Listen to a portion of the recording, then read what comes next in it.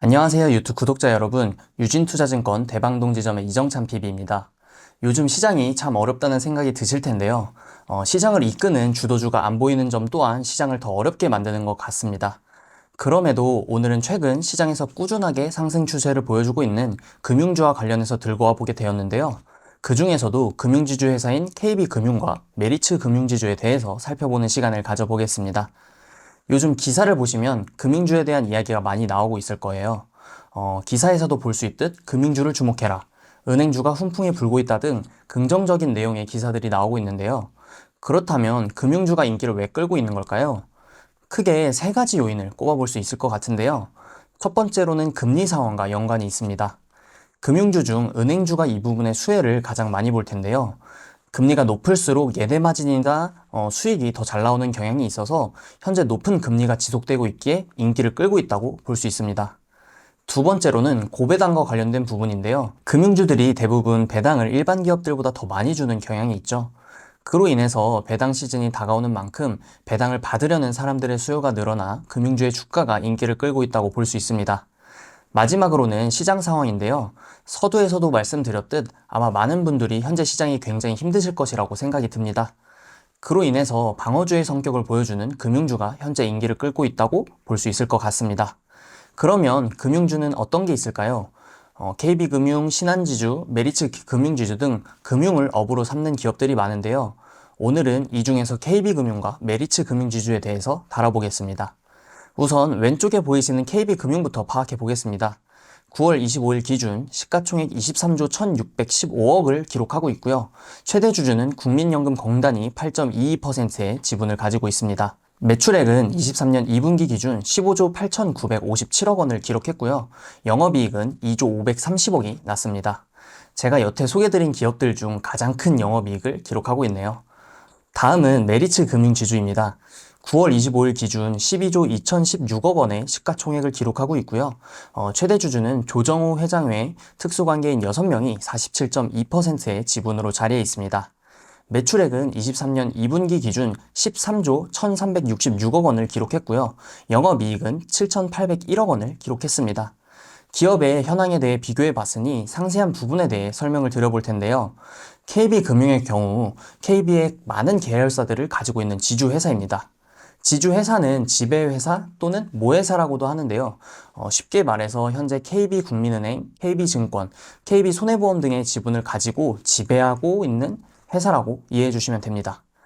KB금융의 경우에는 상반기 당기순이익 기준 은행 부문이 약 62%의 비중을 차지하는 은행업 중심의 금융지주 회사인데요. 은행뿐만 아니라 다양한 계열사를 가지고 있다는 게 특징으로 볼 수 있습니다. 다양한 계열사를 가지고 있는 만큼 브랜드 파워도 클 텐데요. 뿐만 아니라 자회사인 KB국민은행은 은행들 중 가장 큰 영향력을 가진 리딩뱅크라는 인지도를 가지고 있다는 점이 앞으로의 사업과 현재에 있어서 강점으로 볼 수 있을 것 같습니다. 그리고 KB금융의 경우 분기 배당, 고배당으로 유명하죠. 분기마다 배당을 해주고 작년 기준 총 2,950원을 배당했는데요. 작년의 배당금이지만 촬영일인 9월 25일의 종가인 57,400원을 기준으로 봤을 때 57,400원의 주식을 한 주 사고 2,950원을 받았다고 가정하면 시가 배당률이 5%를 넘는 만큼 고배당주로 분류될 수 있다는 게 강점으로 꼽히겠네요. 다음은 메리츠 금융지주를 분석해 보도록 하겠습니다. 메리츠 금융지주는 앞에 KB금융과는 달리 은행업 중심의 금융지주 회사가 아닌 보험업 중심의 금융지주 회사인데요. 보험업 중심의 금융지주 회사는 국내에서는 메리츠 금융지주가 유일합니다.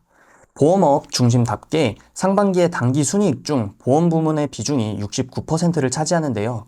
각 부문의 비중을 토대로 사업이 어떤 게 주가 되는지에 대해 알 수 있는 부분입니다.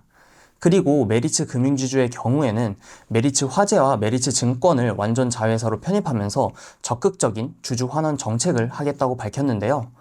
당기순이익의 50%를 주주 환원을 하겠다는 발표를 한 만큼 엄청난 강점으로 꼽히면서 주가가 계속해서 인기를 끌고 있습니다. 단기 순이익의 50%를 주주 환원하겠다는 내용에 대해 감이 안 오실 수 있을 것 같아서 조금 더 깊게 얘기를 해볼 텐데요.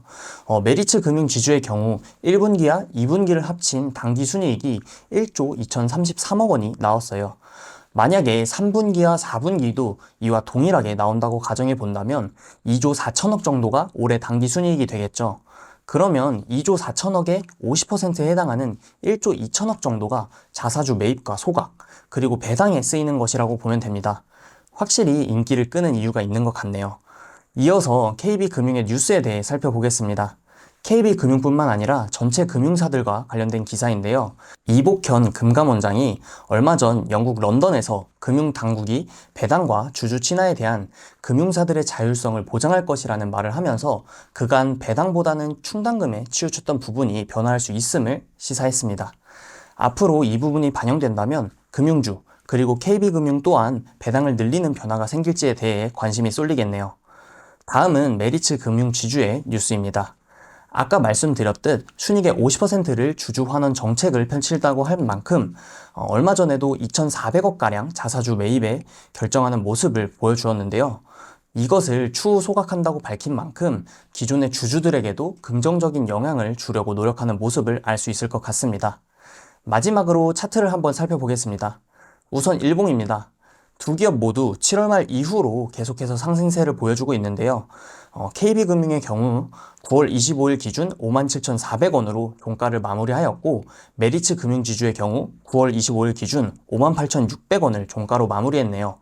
그리고 월봉의 경우 KB금융은 7월, 8월, 9월 꾸준하게 상승하고 있고요. 메리츠 금융지주의 경우는 이번 달에 전고점을 돌파한 모습을 보여주고 있습니다. 앞으로 어떤 흐름이 진행될지 궁금하네요. 이렇게 오늘 금융주에 대해 정리해 보았는데요. 궁금하신 사항이 있다면 댓글 달아주시고요. 좋아요, 구독 버튼 눌러주시면 감사하겠습니다. 안녕!